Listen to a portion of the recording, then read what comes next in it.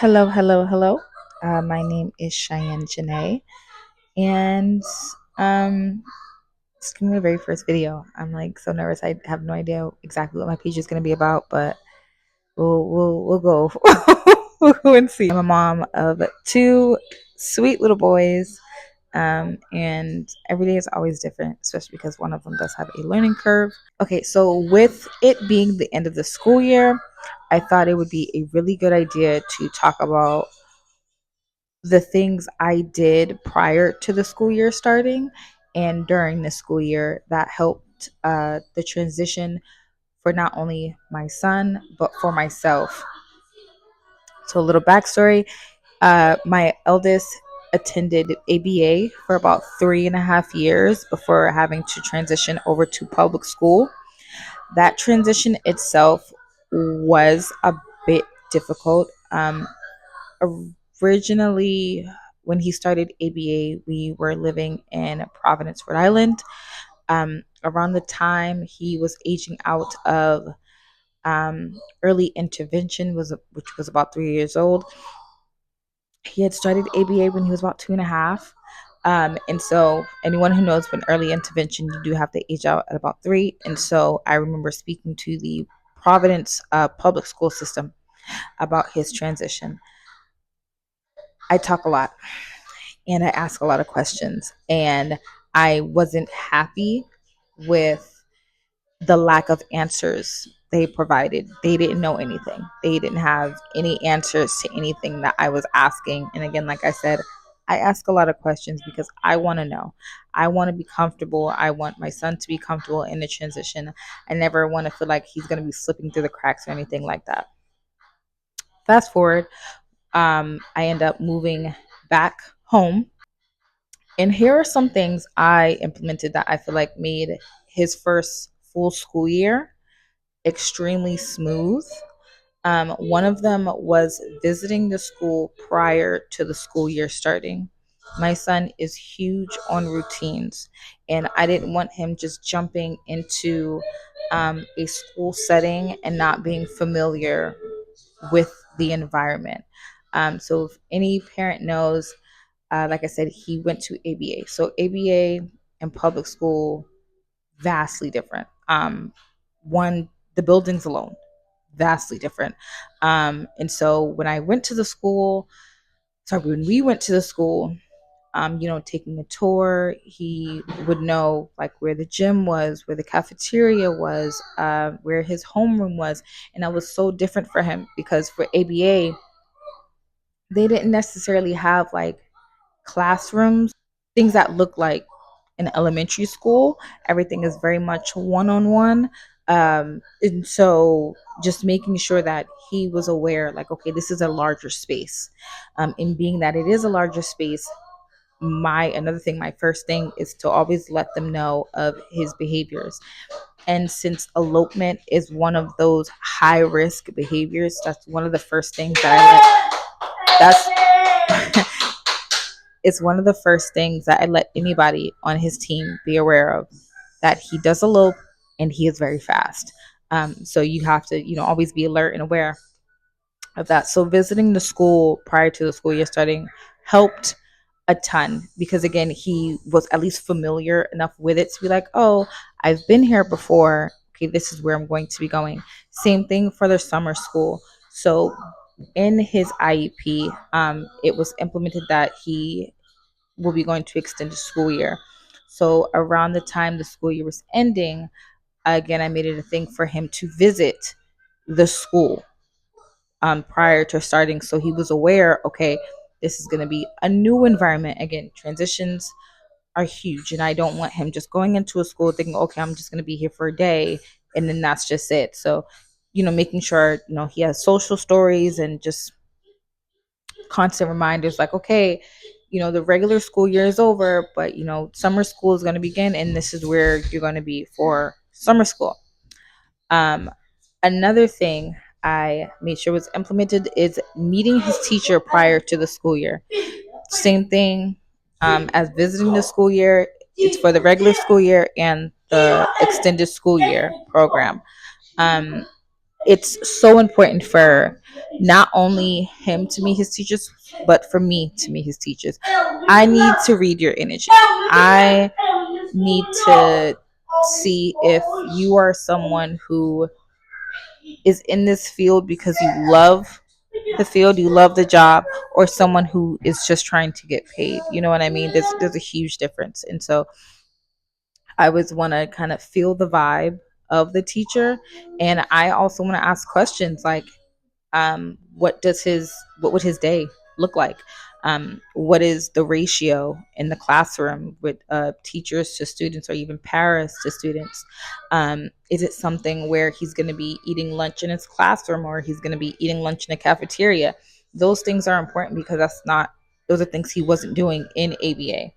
With ABA, it's a one-on-one. And even when they would have things in groups, they would still have their, particular RBT with them. So the ratio would still be like one-on-one, 1 or 2.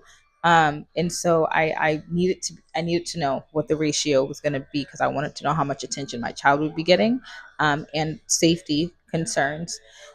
Obviously, they don't have cafeterias in ABA. They typically kind of just sit at their desk and eat their lunch. But knowing that he was going to be in a cafeteria with about, you know 50 some odd other children, that obviously brought worry to me, because I'm like, okay, that's going to be very new for him. That was good to like prepare him as well for that transition.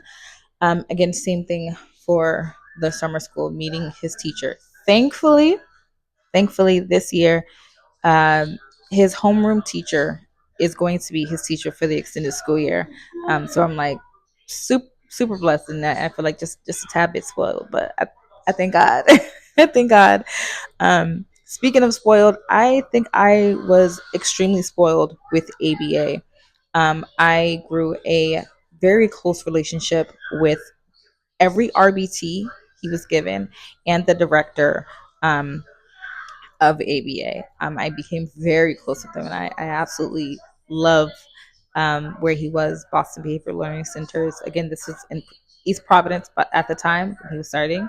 But BBLC, they're in my heart forever, because they were just absolutely amazing. Absolutely amazing. So shout out to Gina, Abby, and everyone who was on my son's team. But they spoiled me, because I would have meetings. It did start off once a month, with them, just talking about what he was doing, what he was mastering at school, any changes that may have been going on at home, any behaviors I was seeing at home, in behaviors that they were seeing at the school, so we can talk about it, see what things may have changed. Um, and just kind of get an idea for what his behavior would look like, and why his behavior would be there at a certain point. And went from meeting once a month to meeting twice a month, because he would be mastering so much that we would, have such a long, meeting. And it's like, okay, I actually think we need to be meeting more often. When I went into the IEP meeting, I wasn't aware that monthly meetings wasn't a thing. I wasn't aware that you don't necessarily meet with your child's teacher, every month. And so I was a bit taken back. And because I was so accustomed to that amount of open communication, I made it a thing, like almost a requirement, that open communication has to stay the same. And so I did put it in his IEP that I have to meet with his entire team every month. That would include his life skills teacher, his SOP, the BCBA, um, the person who was ahead of the augmented communication device, and his OT as well. And all of us would meet on a monthly basis. And I definitely feel like it helped creating a repertoire between us as well. So they knew, one, I always have questions, and I'm a big talker when it comes to this. So just making sure that we were all on the same page. My biggest thing is always being on the same page with everyone, on his team. It truly does take a village. And so if he is exhibiting certain behaviors in school, he's not exhibiting at home. Okay, why is he exhibiting at school and not at home? Or vice versa. Why is he exhibiting this only at home and not at school? Another thing in having those meetings and just that open communication is knowing everyone by their first name. So if I'm walking up to the school and one of the paras take him, I don't want to not know who's taking my child into the school, because it is a fairly large enough program. Sometimes different paras may not be in his classroom directly, but they're in the program, so they'll bring him to his classroom or the gym to play before they get into class.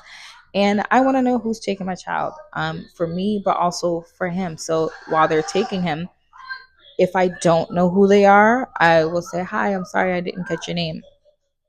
They don't tell me you miss so and so, Mr. So and so. So that way, when I'm bringing him up to the school, I will say, "Okay, hello, Mr. So and so," so that he's repeating it, so that he's getting used to um, greeting them and greeting them appropriately to, by their name. Um, so, that's one thing. But again, also knowing faces and names and like, okay, I've met you a couple times before. I've met you a couple times before. And if I have not met you, again, there's a 99.9999999% chance that I'm going to be asking you, "Hey, what's your name?" Or, everybody pretty much knows that I'm Tayl's mom. um, because I have no problem asking for things, and sometimes I don't want to have to be that parent.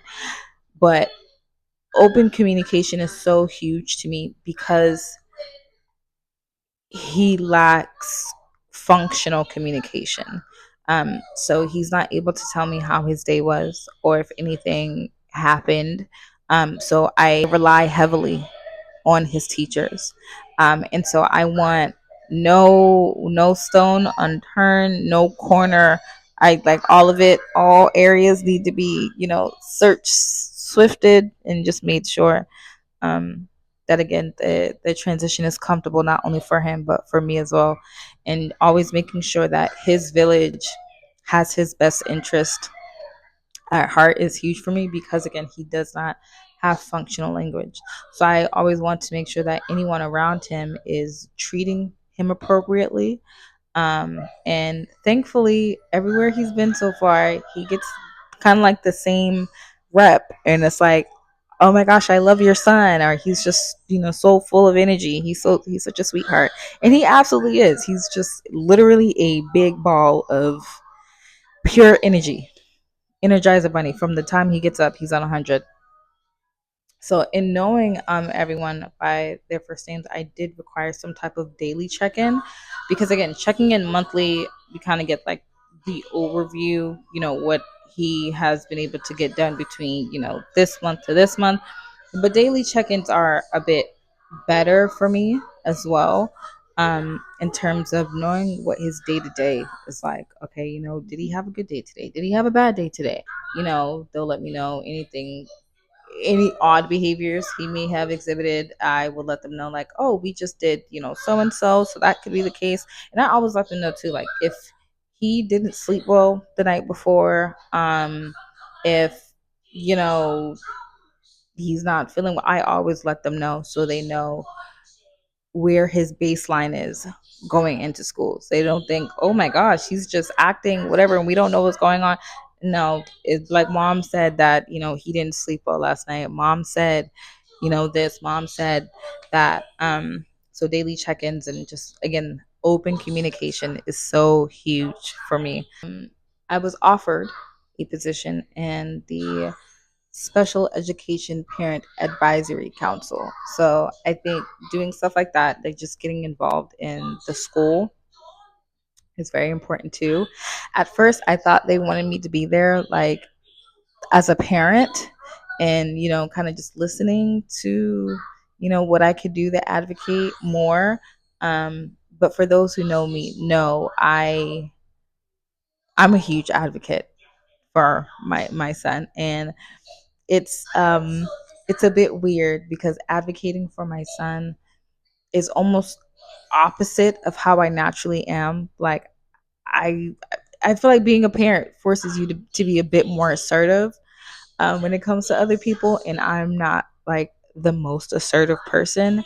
But when it comes to them, then I'm like, all right, gotta get my bootstraps, I gotta put my big girl my big girl panties on, and I gotta say no. I don't like this. No, I would prefer this. And no, I've seen him do much better in this kind of environment. So this is, what I want him to do, or this is, what works best or what works well for him.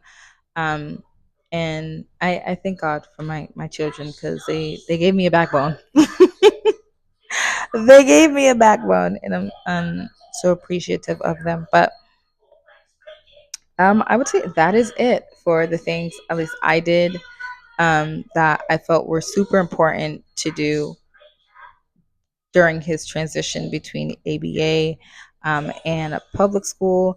He has successfully finished his first full year of public school. Um, and I am super grateful and super proud of him. He has made huge strides. Another thing I will say, I'm still trying to adjust to the vacation schedule. ABA, he had no vacation. He had no vacations. Maybe Christmas vacation, but that's mainly because of the lack of staffing. So they were like, we're just gonna give them vacation. But I feel like he was never in school, in public school. Like it is, if it wasn't a vacation, it was a half day. And I'm like, dang, y'all are never in school. Y'all are never in school. And I'm like, okay, well, was it like this when we were growing up? Like, oh my gosh. As soon as I get the call from his principal has just the softest voice. He's very, very calm. I love his principal. I love the school. I love his teachers. I love everyone in the special education program. But that is it. If there are any other recommendations or things that you guys may have done to, aid in the transition from ABA or some type of, therapy going into public school, or even if, hey, you decided to keep your child in ABA, because I know that um, some parents do have the option to do that, to keep their child in ABA for a prolonged amount of time, and have like half days of like school and ABA or their therapies. So let me know what has worked for you. I'm always open to, chat and hear what has worked for other parents. Um, and I'm also trying to just get in the habit of building more of a community and more of a village on myself and my child for parents who have kids with a learning curve. I don't like to refer to it as a disability. I don't want him to think that he is disabled or like he's incapable of doing certain things. My child just learns differently. He learns in his own way. um, and I respect that, and I respect, him in his autonomy. That's essentially why I'm here now, because I realized at a young age that he learned differently, and I find it important to foster and allow them to grow in their individuality and how they learn, and even in having him do his IEP. Um, Over time, I personally think it is important for every child to get an IEP, whether they are in a special education program or not. Everyone learns differently. Some people are kinesthetic learners, auditory, visual, but some seek more stimulation than others. I just think it's so important to cater the child's education to how they learn and their interests, so that they can flourish essentially and be the best version of themselves, and also learn how they learn. When you have to learn so generally, you think, okay, this is the only way to learn.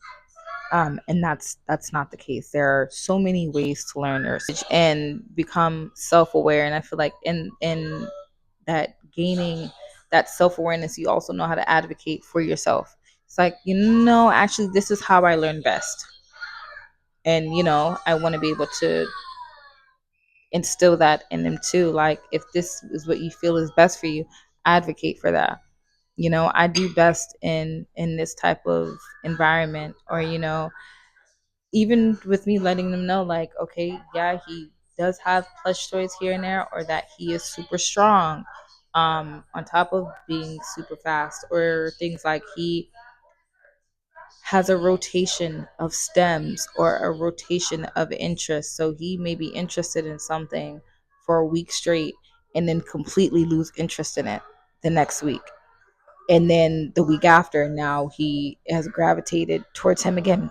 Same thing with his stems or his scripting. He may be obsessed with a certain script for a month, Then all of a sudden, we don't hear it anymore.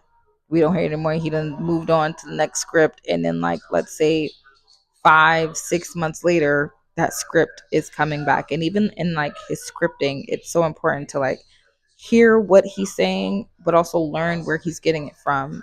He has a very interesting way in communicating at times, where he will take a phrase from something he's heard and apply it to real life conversations. So, but yeah, I'm ranting because that's what I do. But let me know. I'm just trying to see if I forgot anything, and I don't think I did. So, thank you guys for watching. This is my first video. I'm like so nervous. I don't know. I don't know.